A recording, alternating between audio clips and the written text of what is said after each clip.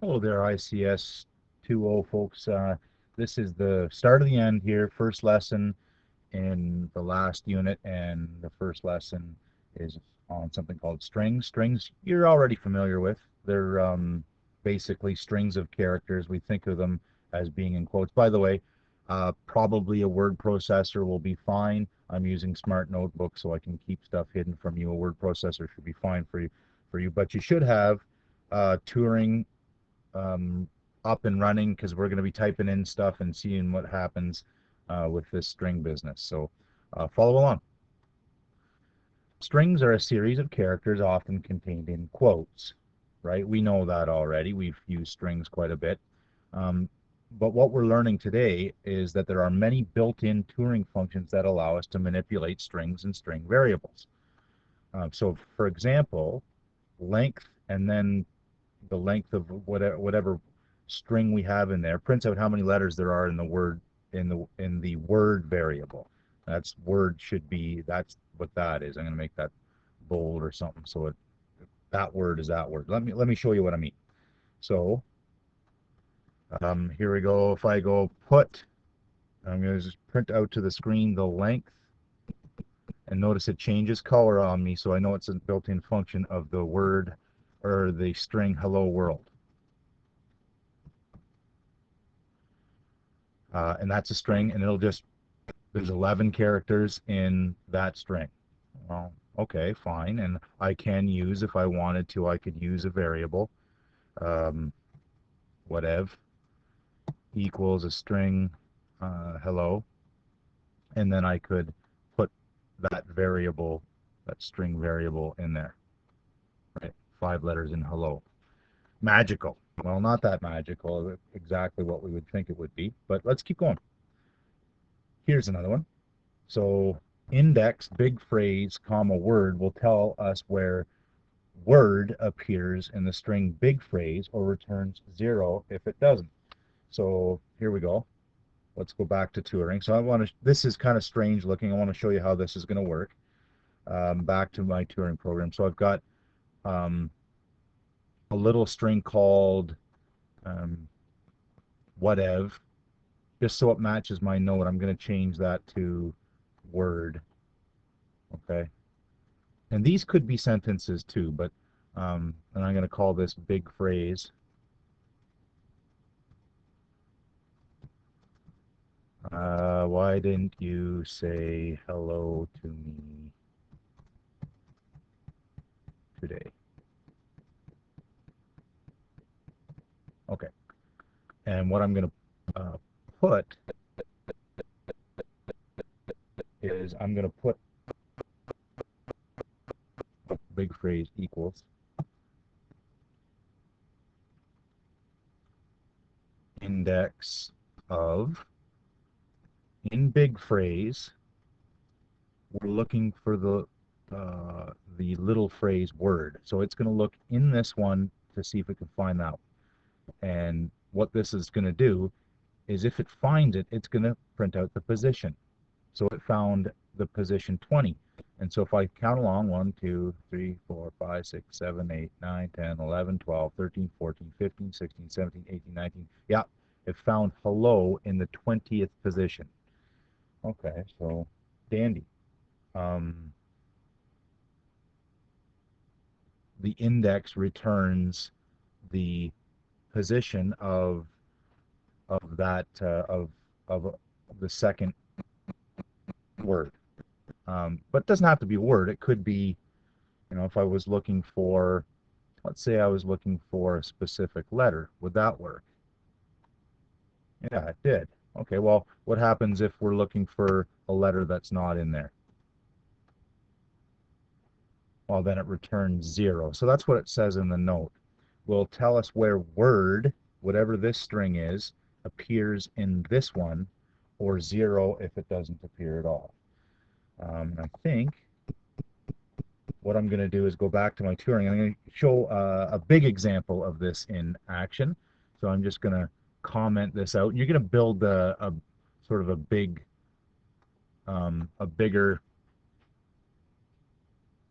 program with all bits and pieces of little programs here. So I'm going to have a bit, word is furred, and you're typing along with me. And I'm going to have, that's a string variable as well. But what we're going to do is we're going to ask the person for it. And I'm setting this up. Where is going to be an integer. That's going to be the index check. So um, please enter a sentence.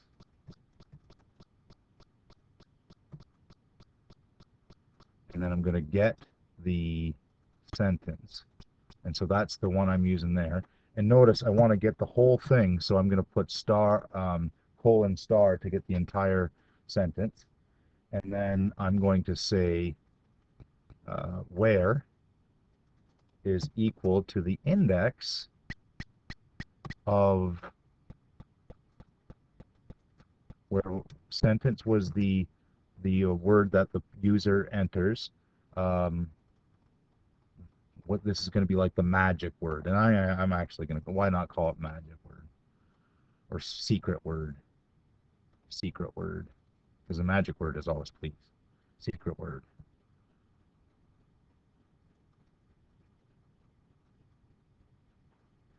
And then we can say if, and I like putting my if and if right in right away.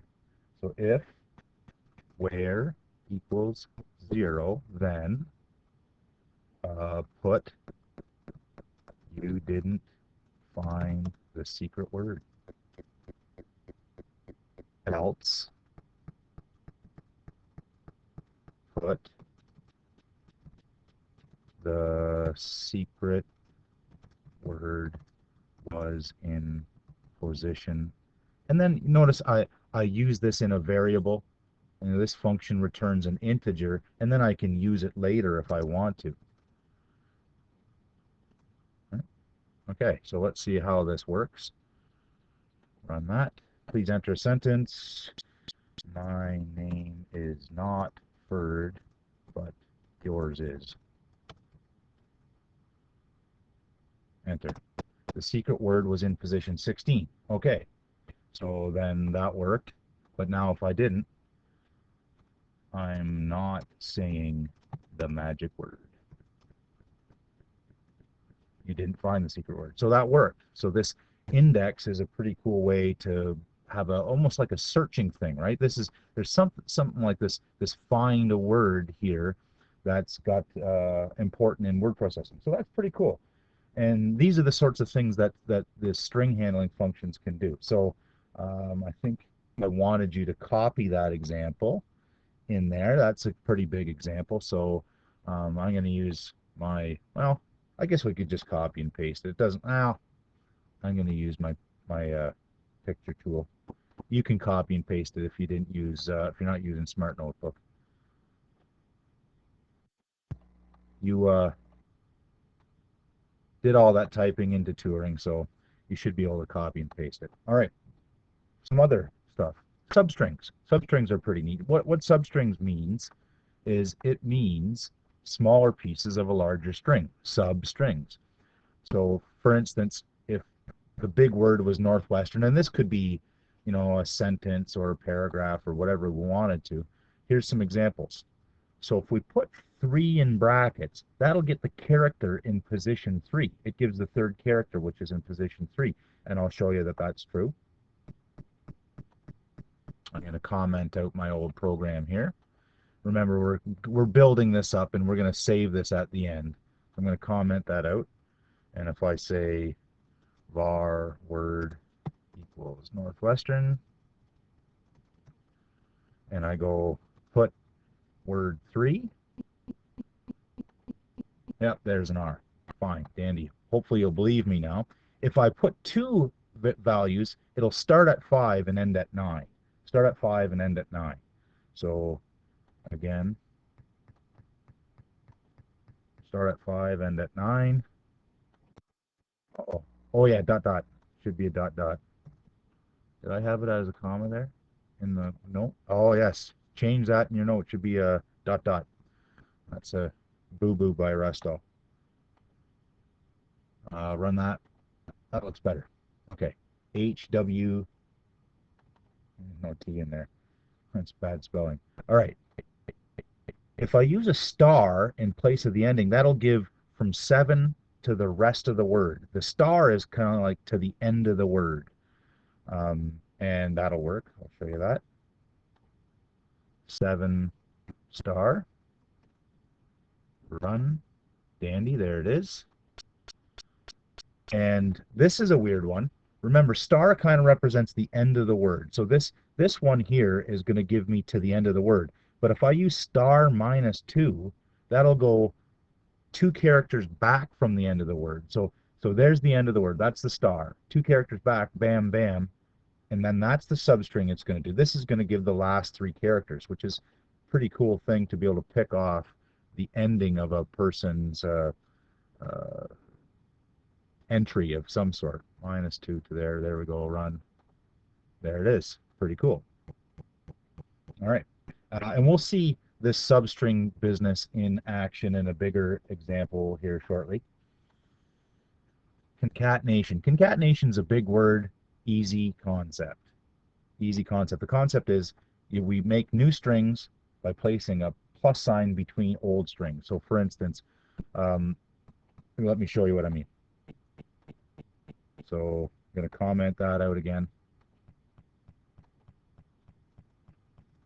Get a little space here. I got var word1 equals hello. Var word2 equals world. And if I go var new word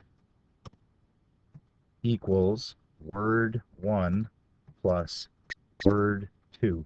That's it. I can add strings together. That's called concatenation.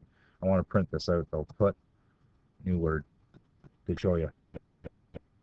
And you've probably done some of this already when you're putting your output together. Notice it looks kind of goofy there, right? There's no space. So we could, if we wanted to, why don't we add a space in there and concatenate 3 strings together, including one with the 3 spaces. Or quote, a space, and another quote gives me that space right there in the middle. So that looks good. That's concatenation. Placed in a loop, we could combine string concatenation with the other functions for all sorts of word processing. So I'm going to get you a bigger example again here. And this is going to be close to one of the exercises. So you want to pay close attention and get this one into your notes. So for instance, I'm going to have a new sentence. Var sentence equals, I'm just going to put in a sentence, is my birthday, which is false, by the way. It's not, so don't, hooray, hooray. What I'm going to do is I'm going to write a tiny little program that goes through here and builds a new sentence, but takes out all the vowels. All right, so I'm going to show you how to do that. First of all, I need a variable for the new sentence, and I'm going to build it from scratch. So this is what's called the null string. There's nothing at all in there, so it's called the null string. And then I'm going to do a little loop, for and for. It's been a little while since we had a for loop, but it's nice to see one.